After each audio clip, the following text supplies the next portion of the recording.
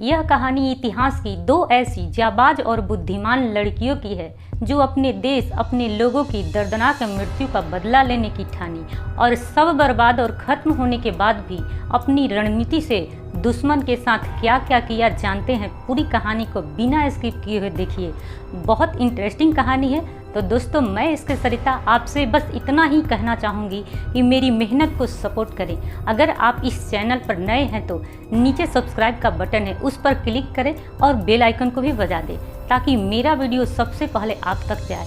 तो चलिए कहानी को शुरू करते हैं। बात उस समय की है जब हिंदुस्तान एक बड़ा क्षेत्र हुआ करता था, जिसमें पाकिस्तान, अफगानिस्तान सारा क्षेत्र एक हिंदू राष्ट्र था।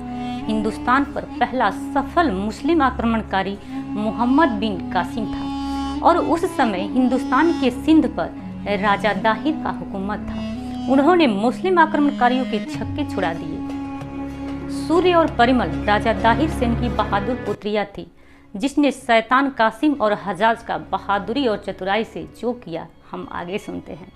बात उस समय की है जब बगदाद की गद्दी पर खलीफा का गवर्नर सबसे कुर नर 85 हजाज बिन यूसुफ बैठा था, जो एक अय्यास मानसिकता वाला व्यक्ति था। एक बार खलीफा और हजाज अपनी कामुक मानसा लिए लंका से सुंदर औरतें और लड़कियां जहाज से मंगवा रहा था। अरबी इतिहासकार लिखता है कि श्रीलंका को सुंदर औरतों के कारण अरबी लोग जहवरातों का द्वीप कहकर पुकारते थे। दमिश और बगदाद जाते वक्त जहाज देवल बंदरगाह पर रुका। अरबी शैतानों ने वहां से कुछ औरतों को बंदी बनाकर ले जाने की कोशिश की तो सीमा पर भारत के हिंदुस्तान के रक्षकों ने सभी अरबों को मारकर भगा दिया और बंदियों को आज़ाद कर दिया। खलीफा और हजाज बहुत निराश हुआ और उसने भारत के विरुद्ध जिहाद की घोषणा की। इतिहासकार H.M. इलियट लिखते हैं, इन कुरधर्मों उन्मादी लोगों ने खुलेआम अपना लंपट जीवन विलासिता और कामुकता में जीना शुरू कर दिया था तथा इसी प्रकार के धर्म का उन्होंने चारों ओर प्रचार किया। हजाज ने मुहम्मद बिन कासिम से पहले 2 बार अलग अलग टुकड़ियों को हमले के लिए भारत पर भेजा, जिन्हें दाहिर ने मकरान के तट पर ही मारकर गिरा दिया। तब बरसों शांति रही। फिर जब हजाज ने अपने जैसे ही कुर्र शैतान मोहम्मद बिन कासिम को कुर्र लड़ाकों के साथ आक्रमण के लिए भेजा। कासिम ने अपनी सारी ताकत से दाहिर पर आक्रमण किया, पर दाहिर के सैनिकों ने उसे छठी का दूध याद दिला दिया।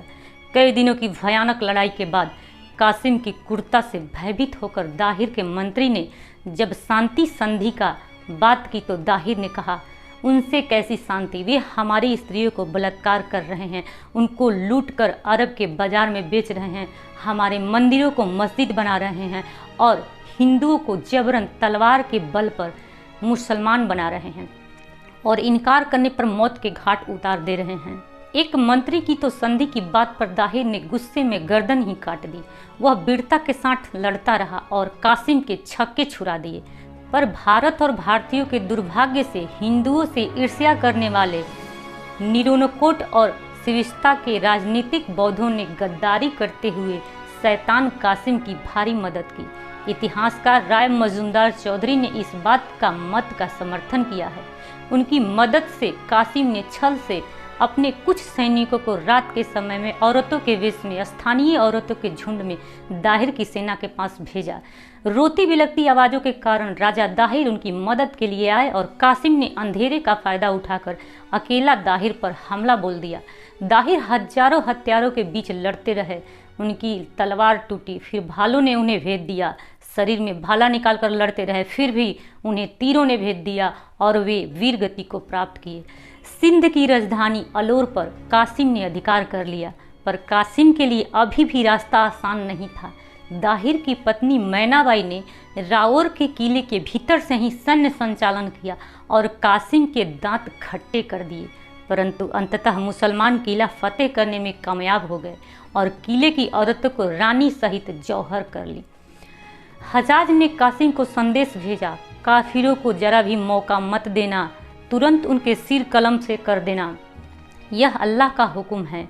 राजा दाहिर की दूसरी पत्नी रानी बाई ब्राह्मणवाद के किले से अपने पुत्र जय सिम्हा के साथ कासिम की सेना से जमकर मोर्चा ली। इन्हीं में से उत्पन्न राजा दाहिर की 2 पुत्रियां सूर्य देवी और परिमल देवी दिन रात घायल सिपाहियों के देखरेख में लगी हुई थी। कासिम की सेना में नए नए बने मुसलमान जो कल तक दाहिर को अपना राजा मानते थे, वे भी जुड़ गए कासिम के साथ। फिर भी जयसिम्हा ने गुरिल्ला युद्ध के द्वारा कासिम की सेना के छक्के छुड़ा दिए। 6 महीने तक कासिम घेरा डाले रहा तथा भाई जयसिम्हा सहायता के लिए कश्मीर की ओर निकल गया तो दोनों बहनों ने उसके स्थान पर मोर्चा संभाल लिया। इधर मुसलमानों ने फसलें जला दी, जलाशयों में जहर घोल दिया, पर बात तब भी नहीं बनी तो एक बार फिर छल से काम लिया गया और कुछ गद्दारों ने किले का फाटक रात्रि को खोल दिया और फिर किले पर कब्जा कर 16,000 लोगों का नरसंहार किया गया।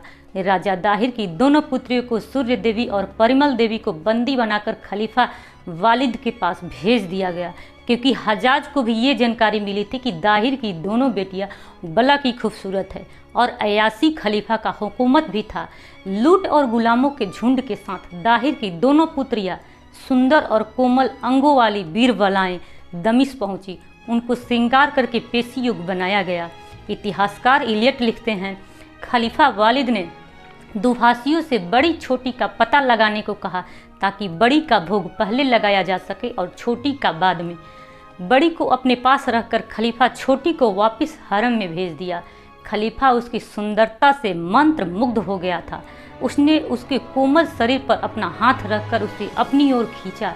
उसकी कामुकता भड़क उठी और वो जल्द से जल्द उसको अपनी बाहों में भरने को उतावला था कि तभी सूर्य देवी बिजली की गति से पीछे हटती हुई खड़ी हो गई और बोली, यह कैसा नियम है आप लोगों का? पहले 3 रात हम दोनों बहनों को कासिम ने अपने पास रखा और फिर आपके पास भेज दिया।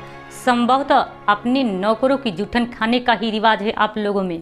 तीर निशाने पर लगा था। खलीफा वालिद की कामुकता पर एकाएक घड़ों पानी फिर गया। गुस्से में तिलमिलाते हुए उसने कासिम को सांड की खाल में बंद कर तत्काल पेश करने का हुक्म दिया। हुक्म की तामील हुई और कुछ दिनों बाद ही कासिम की मृतक शरीर को सांड की खाल में बंद करके खलीफा के सामने पेश किया गया।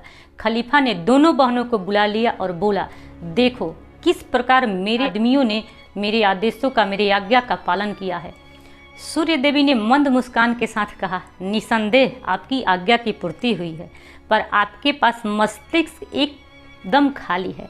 कासिम ने मेरा स्पर्श भी नहीं किया था, मगर उस शैतान ने हमारे राजा की हत्या की, हमारे देश को तहस नहस कर दिया, हमारे सम्मान को नष्ट करके गुलामी के दलदल में धकेल दिया। इसीलिए प्रतिशोध और बदले के लिए हमने झूठ बोला। उसने हमारे जैसे 10,000 स्त्रियों को बंदी बनाकर बलात्कार किया था, कई शासकों को मौत के घाट उतार दिया था, सैकड़ों मंदिरों को अपवित्र कर मस्जिदों और मीनारों में बना दिया था। खलीफा हजाज सुन्न हो गया। इतिहासकार कहते हैं कि शोक की तीव्र लहर में खलीफा ने अपनी हथेली ही काट खाई। वह अत्यंत मूर्ख बन गया था। अपने विश्वसनीय जल्लाद को मौत के घाट उतारने पर शर्म और शोक और गलती उसे इतना कठोर आघात पहुंची कि जल्द ही वह मर गया। हजाज अपने ही जैसा शैतान अपना भतीजा और दामाद कासिम की दर्दनाक मौत से सदमे में ही मर गया था। इस प्रकार उन दोनों बीरबलाओं ने अपनी बुद्धिमत्ता और बहादुरी से भारत के तीनों दुश्मनों को मौत की नींद सुला दिया। अब खुद की बलिदान की बारी थी। नया खलीफा सुलेमान उन दोनों की अद्भुत सुंदरता पर पागल था। उन्हें भोगने की प्रबल अभिलाषा से उसने समझाने की बुझाने के लिए बहुत हाथ पैर मारे, पर उनके रौद्र रूप देखकर प्राणों के भय से उनकी इजाज़त नहीं हुई कि वो उनके इज्जत के साथ खेले। अपने क्रोध की विवस्था में शैतान हंता उन वीर बलाओं को उसने भयंकर यातनाएं दी। उसने इन दोनों बीरबलाओं को घोड़े के पूंछ से बांधकर दमिश्क की सड़कों पर घसीटने की आज्ञा दे दी। उनके शरीर के चिथड़े चिथड़े हो गए थे, पर उनकी आंखें और होठों पर विजय का गर्व और मुस्कान में नहीं मिटा पाए। धन्य है भारत की ऐसी वीरबलाएं। हम सब उन्हें सत सत प्रणाम करते हैं। दोस्तों, कहानी अच्छी लगी हो तो इस वीडियो को फेसबुक, ट्विटर, व्हाट्सएप आदि पर अपने दोस्तों को शेयर करें। इस कहानी के बारे में कमेंट करके आप अपने विचार में हमें व्यक्त कर सकते हैं। तो ऐसे ही जानकारी के लिए जुड़े रहें हमारे साथ, और यदि आप इस चैनल पर नए हैं तो सब्सक्राइब ज़रूर कर लें। आप मेरे इंस्टाग्राम और फेसबुक पर भी जुड़ें, उनका लिंक डिस्क्रिप्शन बॉक्स में ऐड है। तो दोस्तों, चलिए मिलते हैं अगली वीडियो में। तब तक आप खुश रहिए, मुस्कुराइए। जय हिंद।